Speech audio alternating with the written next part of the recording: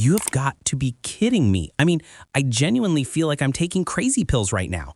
After years of being told that the Trump family is untouchable, that they're sovereign citizens in bespoke suits, that the rules simply don't apply to them. A judge has now dragged one of their most carefully protected assets straight into the line of fire. Ivanka Trump is being forced into the witness box. Let that sink in.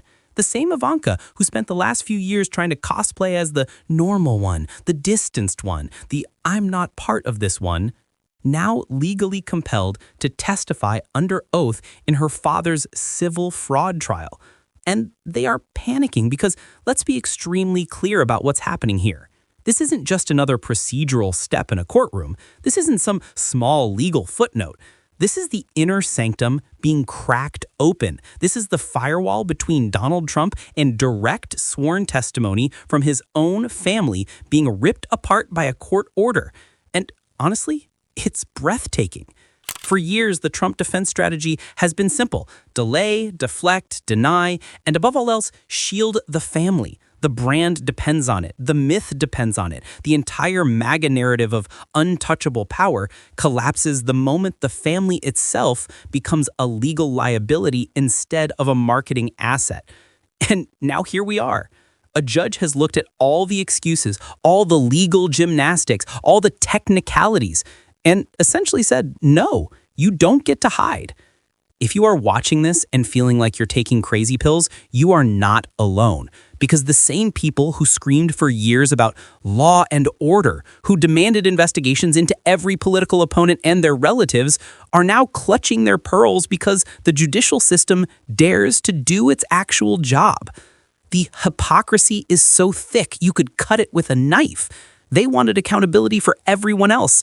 Now it's their turn. And notice the language that's being used by Trump defenders. Not evidence, not facts, not law. It's all grievance. It's all unfair. It's all weaponized. Translation, they are shocked that their usual bag of tricks didn't work this time. They are shocked that a court didn't bend the knee. They are shocked that influence and proximity to power didn't magically erase legal exposure. Here is the reality that the Trump world doesn't want you to see. This wasn't a random escalation. This wasn't an accident. This was the inevitable result of a family that built an entire business empire on the assumption that the legal system was something that happened to other people. And now, suddenly, the most carefully curated member of that family, the one they tried to rebrand as separate, as above it all, is being pulled back into the gravity of the actual evidence. And make no mistake, the reason this hits so hard is because sworn testimony under oath is where the game stops. No rally, no Truth Social meltdown, no press surrogate. Just questions, records, and the penalty of perjury. That's the nightmare scenario for a movement built on vibes, grievance, and denial. They always told us the family was off limits. They always told us it was just politics. They always told us there was nothing there. Well, now the court is saying otherwise. And that's why the reaction is so frantic.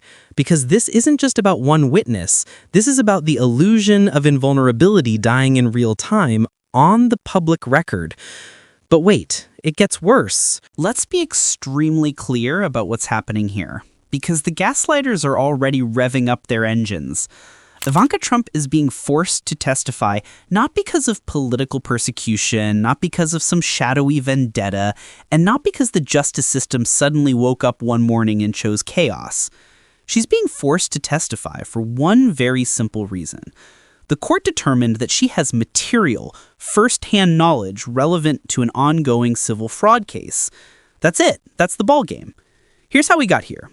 The New York civil fraud case against Donald Trump and the Trump Organization centers on a core allegation that Trump and his top executives systematically lied about the value of assets to inflate net worth on financial statements, to secure favorable loans and insurance terms.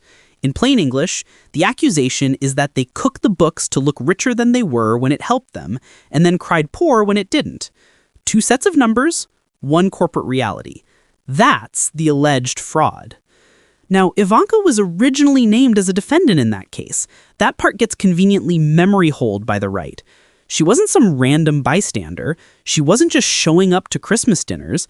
She was an executive, a decision maker, a beneficiary of deals tied to the very transactions at the center of this case. But earlier in the process, she was dismissed as a defendant on statute of limitations grounds. And the Trump world immediately tried to spin that as total exoneration, case closed, nothing to see here, move along. That was always a lie by omission. Because being dismissed as a defendant does not mean you are irrelevant to the facts. It does not mean you lack knowledge. And it sure as hell does not grant you immunity from being called as a witness. The court made that distinction crystal clear. The judge reviewed the record, emails, transaction history, property deals, internal communications, and concluded that Ivanka Trump still possessed unique, direct information about key financial representations, especially related to real estate transactions and properties tied to her own business activities. So when the defense tried to block her testimony, the court didn't hesitate. It rejected the argument that her physical relocation out of state somehow erased her documentary footprint. It rejected the idea that her personal proximity to the deals was too remote. And it rejected the notion that calling her would be unfair. Because fairness isn't measured by family discomfort. It's measured by relevance to the facts. And that's what terrifies them. Because relevance means questions. Relevance means documents. Relevance means timelines. Relevance means that someone who once worked inside the machine now has to explain, under oath, how the machine actually worked. And here's the most damning part that they will not talk about on Fox News. The appeal to block her testimony failed. The defense tried to delay. They tried to freeze the clock. They tried to keep her off the stand through technical legal maneuvering, and the appellate court said no. Full stop. Not maybe later, not we'll reconsider, just no. Make no mistake, when an appeals court refuses to dole you out at that stage, it's not procedural noise. It's a judicial signal. It means the underlying order is solid. It means the standard for intervention hasn't been met. It means the court views the testimony as not just permissible, but necessary. And honestly, that should set off alarm bells for anyone paying attention. Because the Trump family defense posture has always relied on two pillars, delay and insulation. Delay to run out the clock, insulation to keep damaging testimony away from the principal. Calling Ivanka collapses both strategies at once. You can't delay forever when the witness is physically summoned. And you can't insulate the principal when the witness is family, former executive leadership, and directly tied to the paper trail. Now let's talk about what she specifically knows and why the court cares. Ivanka Trump wasn't just a ceremonial figure at the Trump organization. She was involved in high-profile real estate acquisitions, branding deals, and licensing arrangements. She was tied to property negotiations where asset valuations mattered, where the numbers on those financial statements weren't abstract bookkeeping, but the foundation of multi-million-dollar transactions. When banks evaluate risk, when insurers price exposure, when lenders extend credit, those values are everything. And those values are precisely what the state alleges were manipulated. So when the defense says she's irrelevant, the court looks at the transaction records and says, really? Because relevance in a fraud case isn't about whether you signed the final document. It's about whether you participated in the process that produced the document. Who reviewed drafts? Who received valuations? Who negotiated terms? Who benefited from the outcome? This isn't politics. This is documentary evidence. And this is where the hypocrisy becomes unbearable. These are the same people who spent years insisting that every relative of every Democratic official should be dragged before Congress based on rumor, Facebook posts, or association alone. But now that a Trump family member is legally compelled to testify in a case rooted in financial records, bank statements, and sworn filings, now it's suddenly a witch hunt. Give me a break. They screamed, lock her up for a decade over emails. Now they're outraged that sworn testimony matters in a civil fraud trial. The cognitive dissonance is breathtaking. And let's talk about timing, because that matters too. The reason this is so destabilizing for Trump right now is that the civil fraud trial isn't some speculative future threat. It's happening. It's in progress. Witnesses are being called. Evidence is being entered. Rulings are being made in real time. This isn't campaign rhetoric. This is courtroom reality, and the court didn't just casually add Ivanka to a witness list as an afterthought. Her inclusion comes after a preliminary ruling from the judge that Trump committed fraud. Let that sink in. The court has already determined, as a matter of law, that fraud occurred. What remains is the question of scale, penalties, and consequences. And now the daughter is being forced to testify after that foundational ruling. That's not random. That's sequencing. It means her testimony isn't about whether misconduct happened. That threshold has already been crossed. It's about how it happened. Who knew what? Who benefited? Who signed off? Who profited? That's the phase the case is in now. Allocation of responsibility, exposure of internal operations, the unraveling. And that's exactly why this changes everything, because the Trump defense narrative depends on one core fantasy, that all wrongdoing is a misunderstanding, all records are misinterpreted, all critics are partisan hacks, and all accountability is persecution. But sworn testimony under penalty of perjury doesn't live in the world of slogans. It lives in the world of yes or no answers, of remembered meetings, of emails that can be pulled up mid-question, of contradictions that can be confronted on the spot. There is no spin room in a witness box. And here's the part that makes the entire MAGA outrage campaign so transparent. If Ivanka truly had nothing relevant to say, if she really were as detached and uninvolved as they now pretend, the defense wouldn't have fought this so hard. They wouldn't have raced to appeal. They wouldn't have treated her testimony as an existential threat. Nobody panics about irrelevant witnesses. They panic about witnesses who can connect dots. They panic about witnesses who are in the room. They panic about witnesses who can confirm paper trails. They panic about witnesses who expose the difference between the public story and the private reality. And that brings us to the real problem, because this isn't just about one deposition. It's about a pattern. A pattern of insisting that the Trump family is above scrutiny. A pattern of turning every legal obligation into a political conspiracy. A pattern of conditioning millions of people to treat basic accountability as tyranny. And that pattern is exactly what we need to talk about next. And this is where we zoom out. Because if you think this ends with Ivanka in a witness box, you're missing the forest for the trees. This isn't an isolated legal accident. This is the logical endpoint of a career, a family enterprise, and a political movement built on the same corrosive principle, the belief that power replaces accountability. It doesn't. It never has. And every time they've tested that theory, the consequences have only gotten more severe. Let's talk about the pattern, because Donald Trump didn't wake up one day and suddenly decide to flirt with the edge of legality. This is a man who has spent decades living on that edge, sometimes stepping over it, sometimes daring the system to shove him back. Civil suits, regulatory penalties, bankruptcy restructurings, settlements with no admissions of guilt, but mountains of evidence underneath. This has always been the operating model. Push until resistance appears, then litigate it into exhaustion. And for most of his pre-political life, that strategy worked. Not because he was innocent, but because delay favors the well-funded. Delay favors the powerful. Delay favors the person who can afford to bury opponents in paperwork and attrition. Accountability doesn't disappear in that system, it just gets postponed.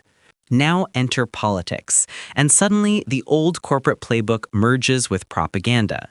Because now it isn't just lawyers spinning legal risk, it's cable networks, social media armies, and a grievance industrial complex that turns every investigation into a loyalty test.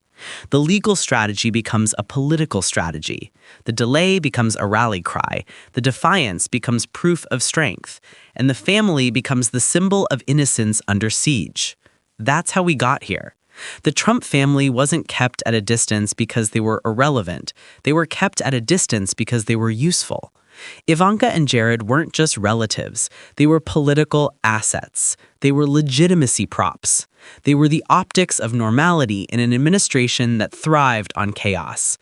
Every time something went off the rails, there they were, smiling, polished, reasonable, meant to reassure donors, moderates, and foreign investors that underneath the noise, the operation was still professional. That illusion mattered. A lot. And now that same figure, the sanitized Trump, is being pulled back into the gravitational collapse of the very system she helped shield. Make no mistake, the family's involvement was never purely ceremonial. Ivanka didn't just attend meetings, she participated in them. She didn't just observe deals, she was marketed as part of them.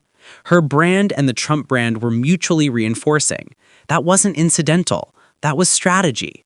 You don't get to be the face of competence when it suits you and then suddenly claim irrelevance when the subpoenas arrive. And we've seen this movie before, over and over again. Trump associates always follow the same script. First, it's nothing happened.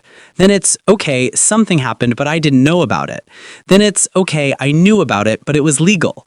Then it's, okay, it wasn't legal, but I was just following orders. And somewhere between phases 3 and 4, the opt-out strategy begins, the desperate attempt to disassociate from the man at the center of it all. We watched this with Michael Cohen. We watched this with Alan Weisselberg. We watched this with Rudy Giuliani. We watched this with John Eastman. Each one began as a loyalist. Each one became a shield. Each one eventually became expendable. And honestly, the pattern couldn't be more obvious if it were written in bold letters across the sky. Loyalty is transactional in Trump world. It is rewarded when it is useful and discarded when it becomes a liability. Ivanka's value was psychological, political, and optical. She softened the brand. She reassured the donor class. She gave cover to policies that would have been otherwise politically radioactive. But now, the moment the liability outweighs the utility, the narrative quietly shifts. Now she's not really involved. Now she's just a daughter. Now she's a private citizen who moved away. That pivot tells you everything you need to know. Because when Trump's defenders say she's not even part of this, what they're really saying is, we are terrified of what happens if she actually speaks under oath. They're not defending principle, they're managing risk. They're doing damage control before the damage even lands. And let's talk about what that oath actually represents in the broader Trump pattern. Sworn testimony is kryptonite to a system built on deniability. Trump thrives in ambiguity. He thrives in suggestion. He thrives in implication. He thrives in statements that can be walked back, reframed, disowned, or contradicted 5 minutes later. But an oath collapses that flexibility. Once you commit to a version of events, under penalty of perjury, the psychological safety net disappears. That's why so many of his closest allies have avoided testimony for years. That's why they invoke the Fifth. That's why they posture in public and plead the Fifth in private, because the movement depends on the ability to say one thing at a rally and another thing in an affidavit without reconciliation. And now one of the most protected figures in that orbit is being stripped of that insulation. This isn't just about financial statements. It's about the collapse of the family firewall strategy. For nearly a decade, Trump has used family proximity as a shield. The message has always been implicit. Attack me and you're attacking my children. Investigate my business and you're persecuting my heirs. Hold me accountable and you're victimizing my bloodline. That framing has been extraordinarily effective politically. It converts scrutiny into sympathy. It weaponizes kinship. But courts do not operate on kinship. They operate on relevance. And relevance doesn't care about last names. And here's where the parallel becomes unavoidable. This is the same dynamic we saw after January 6th. For weeks, the MAGA movement insisted it was all peaceful. Then we saw the footage. Then it became a few bad actors. Then it became, it was actually Antifa. Then it became, okay, maybe it was Trump supporters, but they were provoked. The story constantly mutated based on what evidence surfaced next. The truth was never the goal. Narrative survival was. The civil fraud case is following the same arc. First, it was all political. Then it was all exaggeration. Then it was all technicalities. Now it's resignation to the fact that the courtroom is not a rally stage, and evidence doesn't bend to volume. The judge's preliminary ruling that fraud occurred already shattered the central MAGA premise that this was just partisan noise. That ruling moved the case from speculation to adjudication, from accusation to legal finding. And that shift is why the stakes have changed so dramatically. Because once a court determines that fraud has been committed, the question isn't did it happen? The question becomes who participated, who enabled, who benefited, who concealed, who signed off. That's not politics. That's allocation of liability. And that's the phase where family members become indispensable witnesses. Now let's talk about what the Trump response to all of this tells us about the broader strategy. Because they aren't just defending Trump. They're defending a template, one that they want to normalize for future strongmen. The idea that if you're powerful enough, famous enough, loud enough, you can substitute grievance for accountability. That every investigation is illegitimate by definition. That courts are only credible when they rule in your favor. That's the real danger here. Not just the fraud, not just the testimony, not just the penalties. It's the attempt to train a mass political movement to reject any legal constraint that conflicts with its leaders' interests. This is how democracies rot. Not all at once. Not in tanks, but in slow, corrosive delegitimization of institutions. One ruling at a time, one witness at a time, one rigged court accusation after another, until the public no longer distinguishes between law and loyalty. And if you're wondering why this moment involving Ivanka matters so much, it's because it punctures the myth at exactly the wrong time for Trump politically. He's trying to present himself as the inevitable nominee, the unstoppable force, the wronged titan. And instead, we're watching evidence and testimony pull him back into the very human, very fallible, very accountable space he spent a lifetime trying to escape. They want you to believe this is persecution. It isn't. It's consequence. And that brings us to the end game. Because the question now isn't whether this testimony is damaging. The question is how damaging the precedent becomes if the public accepts the MAGA narrative that even family members should be off limits to scrutiny. That's where this stops being about Trump and starts being about the future of accountability itself. And this is the part where the stakes snap into focus, because what's unfolding right now isn't just a courtroom drama about inflated numbers and fraudulent valuations. This is a stress test of whether the rule of law still applies to people who believe themselves to be above it. Make no mistake, this moment will echo far beyond one witness, one family, one trial. Because the endgame here is not simply financial penalties. It's not just the potential dismantling of a business empire built on smoke, mirrors, and double sets of books. The real endgame is whether a political movement that has spent nearly a decade conditioning its followers to reject evidence, to mistrust courts, to sneer at accountability, whether that movement finally collides with an immovable institutional reality.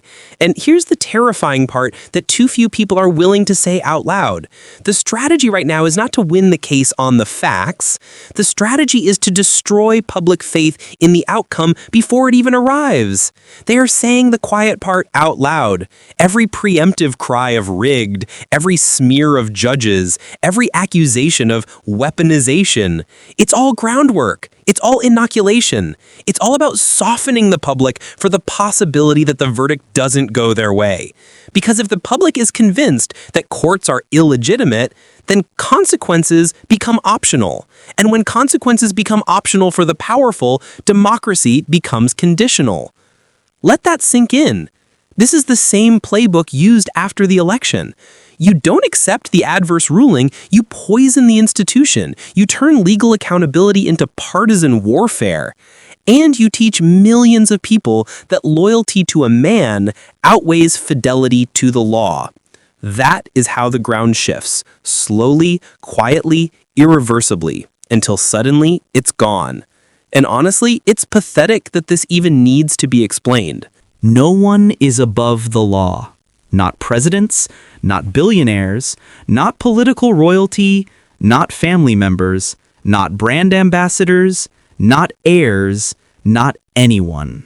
That principle is the only reason a constitutional democracy works. The moment you carve out exceptions for charisma or grievance, you don't have a republic anymore.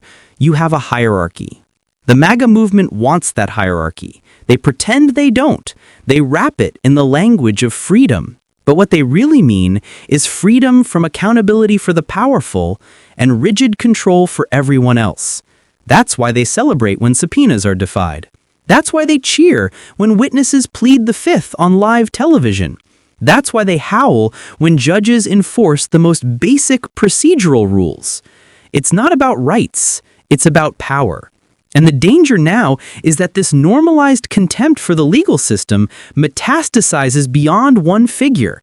Because if one family can claim exemption, then others will try. If one party can delegitimize courts when it loses, others will follow. The rot is contagious. This is why this moment matters. A court compelling testimony is not tyranny. It is literally the function of a justice system. Witnesses testify, evidence is examined, liability is determined. That's it. That's the entire structure. And yet we're being told to view this as some apocalyptic abuse of state power. Why? Because a movement built on impunity cannot survive contact with a functioning court. If you're wondering why the reaction is so panicked, it's because the MAGA brand is built on dominance, the illusion that their leader is always in control, always winning, always immune. And nothing punctures that illusion faster than a judge calmly enforcing the rules, without drama, without fear, without spectacle. No shouting, no rallies, no grievance monologues, just law. That's what they terrify. Because law doesn't care how many followers you have. It doesn't care how loud your supporters chant. It doesn't care how many flags wave behind you. It cares about documents. It cares about proof. It cares about timelines. It cares about sworn statements. And it cares about truth. Here is the reality that they don't want you to see. The system is bending, but it has not yet broken. Courts are still issuing rulings. Judges are still enforcing subpoenas. Evidence is still being adjudicated. That is not guaranteed in every democracy. That is not permanent. It survives only as long as the public insists that it must.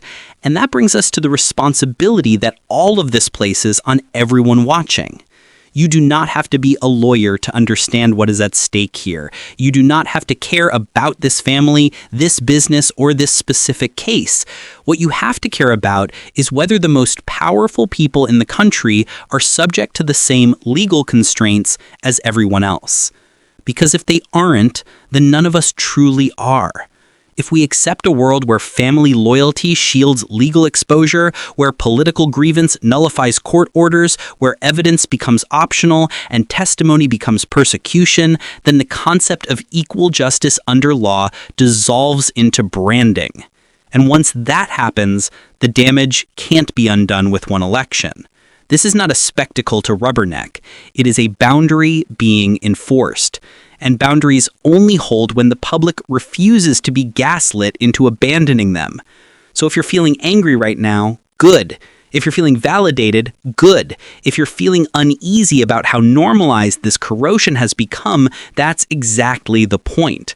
This discomfort is the warning signal that something fundamental is being tested. The answer isn't to look away. The answer isn't to shrug it off as just politics. The answer is vigilance. Relentless, boring, unglamorous vigilance. Paying attention when the noise tries to drown out the facts. Demanding consistency when propaganda demands loyalty. Defending institutions not because they are perfect, but because they are necessary. Because the moment we stop caring whether courts can compel testimony from the powerful is the moment we quietly accept that law is no longer the final authority in our society. And if that day comes, it will not arrive with a bang. It will arrive with applause.